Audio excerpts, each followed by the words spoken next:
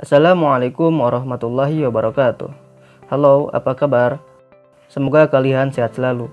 Jumpa lagi dengan saya Muhammad Ishak di Guru Multimedia. Kali ini saya akan membahas prinsip-prinsip desain grafis.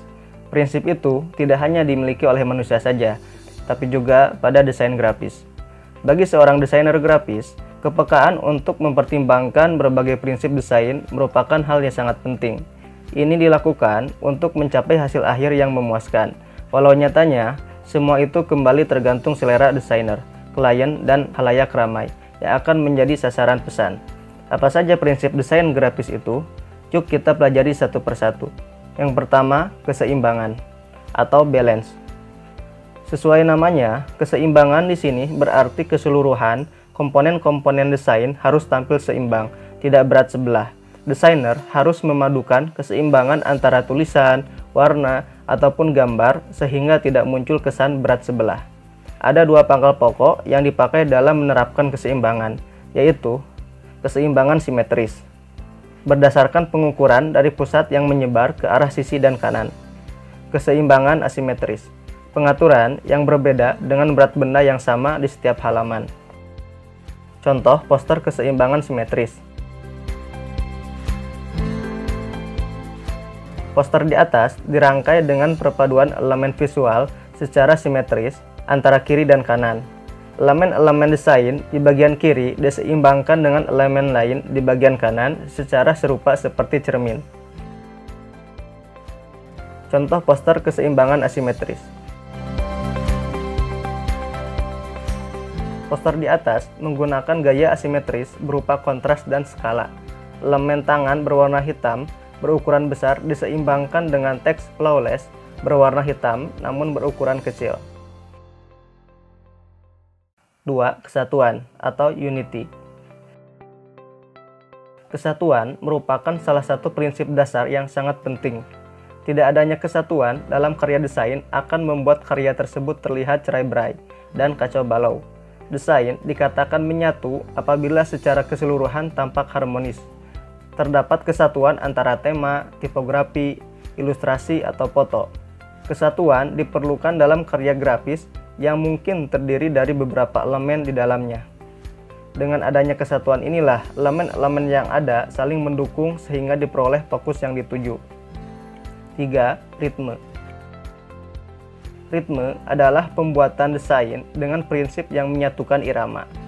Bisa juga berarti pengulangan atau variasi dari komponen-komponen desain grafis. Irama dihasilkan oleh unsur-unsur yang berbeda dengan pola yang berirama dan unsur serupa serta konsistensi. Jenis irama meliputi regular, mengalir atau flowing, dan prosesif atau gradual. 4. Penekanan atau emphasis. Dalam setiap bentuk desain, ada hal yang perlu ditonjolkan lebih dari yang lain. Tujuan utama dari penekanan ini adalah untuk mewujudkan hal itu sehingga dapat mengarahkan pandangan halayak sehingga apa yang mau disampaikan tersalur. Tapi yang perlu diingat adalah tidak semua elemen harus ditonjolkan, karena bila itu terjadi desain akan berakhir terlalu ramai dan pesan tidak dapat disampaikan. 5. Proporsi. Proporsi merupakan hubungan perbandingan antara bagian dengan bagian lain atau bagian dengan elemen keseluruhan. Dapat diartikan pula sebagai perubahan ukuran atau size tanpa perubahan ukuran panjang, lebar, atau tinggi. Sehingga gambar dengan perubahan proporsi sering terlihat distorsi. 6. Kontras. Kontras disebut sebagai jembatan, penghubung antara elemen di setiap desain. Secara sederhananya begini, background dan warna dari desainmu mesti berbeda, agar desain bisa melahirkan sebuah harmoni. Kontras merupakan perbandingan dua hal yang sangat berbeda menghasilkan kontras. Misalnya, hitam dan putih adalah kontras terbesar. Kontras membantu menciptakan minat pada karya. Bila desainer menginginkan sesuatu untuk lebih nampak jelas, dia menggunakan kontras. 7. Pengulangan atau repetition. Prinsip desain grafis ini menekankan pada repetisi terhadap elemen di dalam desain. Cara ini terbilang efektif, termasuk dalam memperkuat pesan yang ingin disampaikan lewat sebuah elemen dalam desain. 8. Pergerakan atau movement. Prinsip ini membuat setiap elemen desain tampak seperti bergerak. Bukan berarti gambarnya bergerak, tapi dia harus bisa membuat mata yang melihat seakan bergerak, terus mencari informasi dalam desain.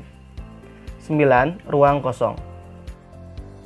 Dimaksudkan agar karya tidak terlalu padat dalam penempatannya pada sebuah bidang dan menjadikan objek menjadi dominan, karena semua orang sepakat bahwa desain yang terkesan sibuk atau penuh sangat tidak menarik untuk dilihat. Ruang kosong penting dalam desain dan sering digunakan untuk berbagai tujuan. Misalnya, untuk memberikan fokus utama pada audiens terhadap suatu elemen dalam desain, dan untuk kejelasan pembacaan, sekaligus memberikan kesan profesional serta sederhana. Demikian penjelasan prinsip-prinsip desain grafis. Semoga kalian bisa mengaplikasikannya pada karya desain nantinya. Bisa pada poster, logo, video, fotografi, dan lain sebagainya. Sekian dulu untuk materi kali ini. Sampai jumpa lagi di sesi selanjutnya. Assalamualaikum warahmatullahi wabarakatuh.